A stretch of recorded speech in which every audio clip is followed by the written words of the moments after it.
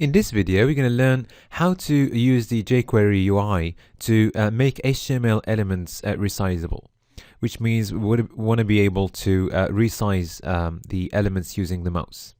Okay, so let's start with the Facebook div and make these elements resizable. So all we need to do is access the elements we would like to make resizable using the selector with the ID, for example. So using here the ID of Facebook. And then we need to use a method from the jQuery UI library. It's resizable. All right. Let's try. Okay, so we can see that the Facebook element now can be resized to any size we want. All right. Okay, so the resizable method has got a few options we can use. So for instance, we can specify the minimum height of the elements. Also, we can specify a maximum height and also a minimum width and a maximum width. So in order to use the options, we need curly brackets, and all the options, they will go inside the curly brackets. So for example, we can set the max height to 200.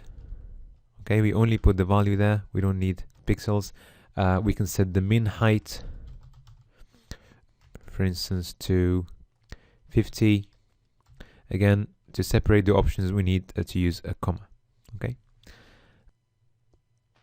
We can set some min width to 100.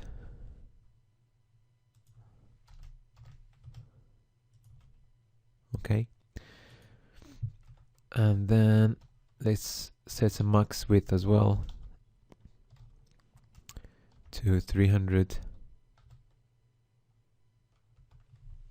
Okay, let's see. So now, going from the original dimensions, once we start resizing the elements, it starts taking into account these constraints. So now, if we increase the width, we can't go beyond 300. If we decrease it, we have a min width, and the same for the height. Okay. All right. There is another option we can use. Let's say we want to have the same aspect ratio all the time.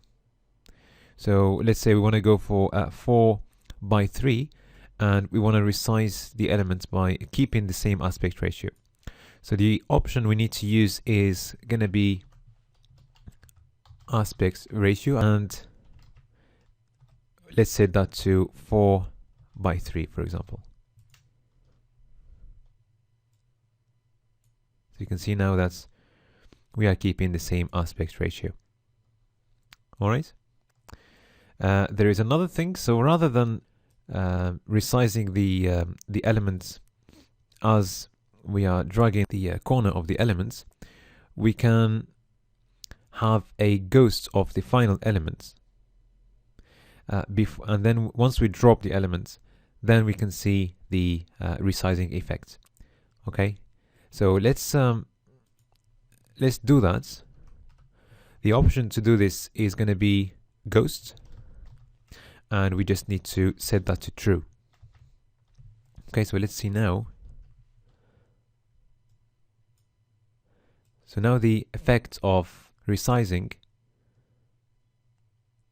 will happen after we drop the mouse, but before that we can see the ghost of our elements, of our final elements. Okay. Okay, so that's how the resizable method works. Let's move to the Apple div and do something a little bit different. We're going to be accessing the Apple div as we did for Facebook, and we'll use the resizable method. Okay, first of all, let's make sure Apple is resizable. Yes, it is. And now we're going to use another way of limiting or setting limits for the dimensions of the resizing. We're going to put Apple inside a container. Basically, based on the dimensions of the container, the resizing of Apple will be limited. All right. So let's first of all, let's have a container around the Apple div.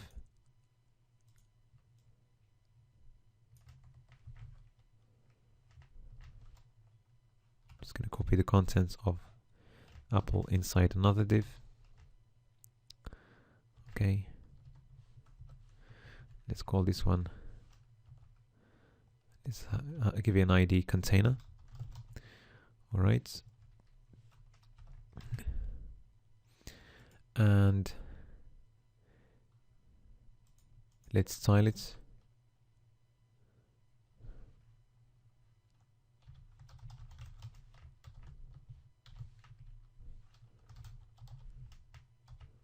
Let's say 300 pixels for the width, and let's go for a height of 300 pixels as well. Okay. And let's have a border style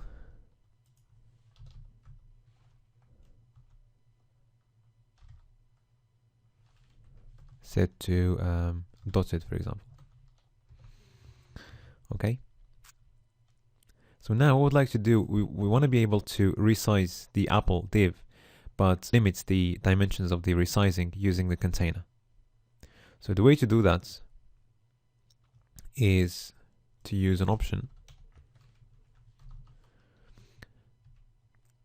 So you can guess that is going to be containment, and we need to specify which element is going to be containing our resizable elements. So in our case, the ID of the containing element is container. Okay, and let's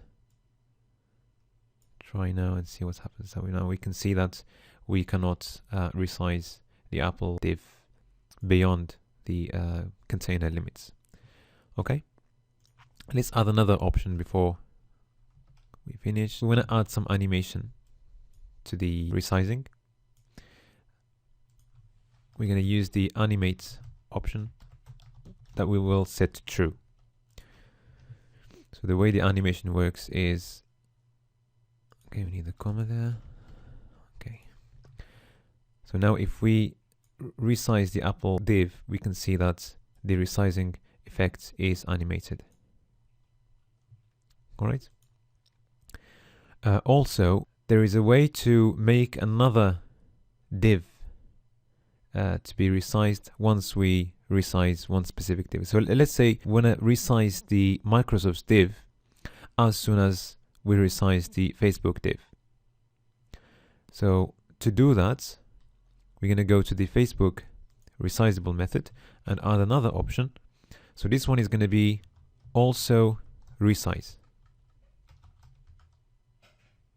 Okay, so what we're doing here, we are specifying which other elements we want to resize once we resize our Facebook div. So we're going to specify which elements we are looking at. It's going to be the Microsoft div, and we're going to be using the ID of Microsoft. Let's try and see. So now if we resize the Facebook div, we can see that the Microsoft div is getting resized as well. Okay.